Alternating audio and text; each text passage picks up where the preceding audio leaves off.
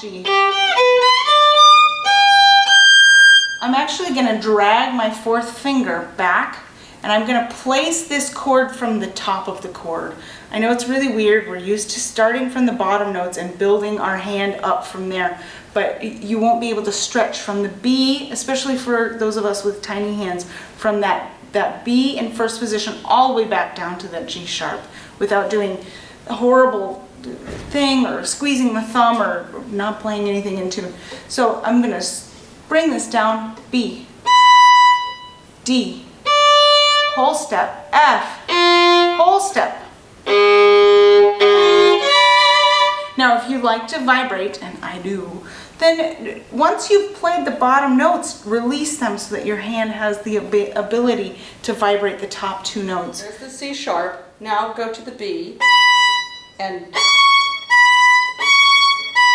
I think that's your exercise right there, to make sure that you know that's a whole step, because sometimes we see a shift and we get excited and we think, well, maybe that's only a half step, or maybe I don't have to go quite as far as I think.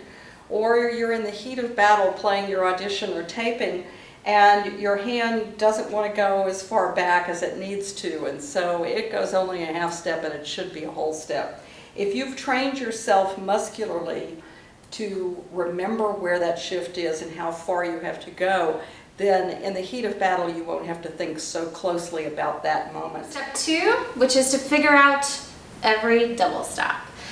Don't worry about the slurs or the rhythms at this point in the game. We're just trying to figure out the fingerings and make them sound good.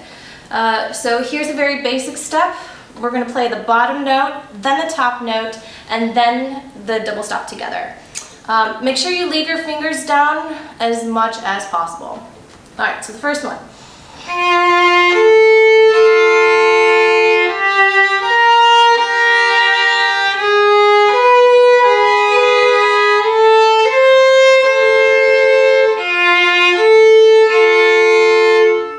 You can work your way that way with that exercise throughout the entire etude. But don't try and practice the entire etude at one time. There are a lot of notes.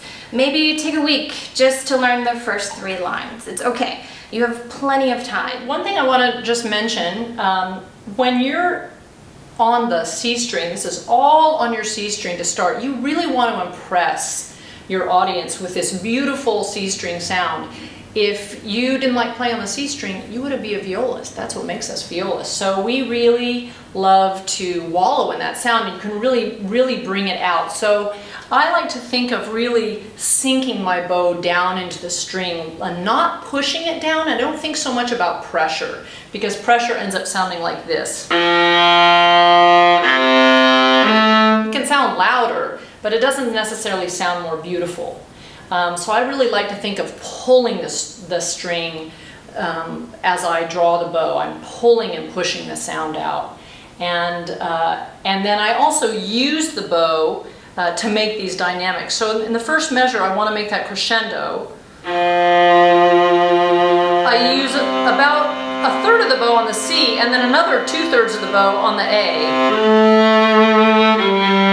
And that makes the crescendo be really obvious without having to push down on the bow to make a crescendo, which doesn't make a very beautiful crescendo. This way it sounds really organic, it sounds really natural. Step in there. And then extending for the harmonic. In the turn, and this applies to all the turns in this piece, we really want the notes to be clear but singing. So I think that it's important that the finger is placed on a string firmly, and that you also lift the finger with some energy, because that actually allows the string to begin vibrating and activates the vibration of the string. So that can really help. So if your turns sound a little muddy, a little mushy, or maybe not quite rhythmically accurate, think about being more rhythmic and more articulate in your left hand. The way you lift your left hand finger, you probably see that in my finger action. So really making sure that that's smooth. 3, 4. 3, 4. Now that little pizzicato looks looks like a C is actually a G because we're in tenor clef. So after you play this note, reach out with your second finger and pluck that. Let's practice that. Just pluck that G string, holding 3 and 1 down, because you're going to have to play those at the same time that you're holding it with the bow. In fact, let's play 3 and 1.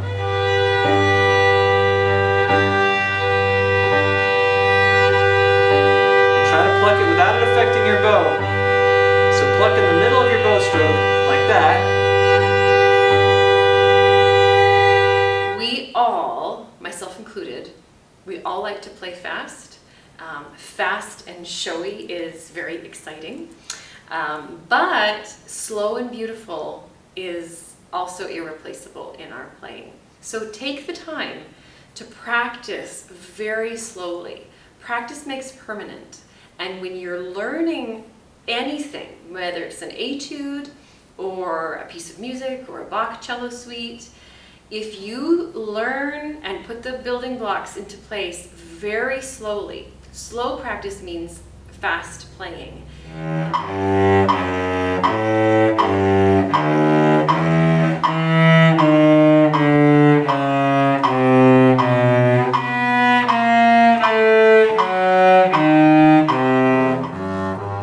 Here's your E minor. It keeps going on E minor arpeggiated fingers. Goes up to a B natural. Half position.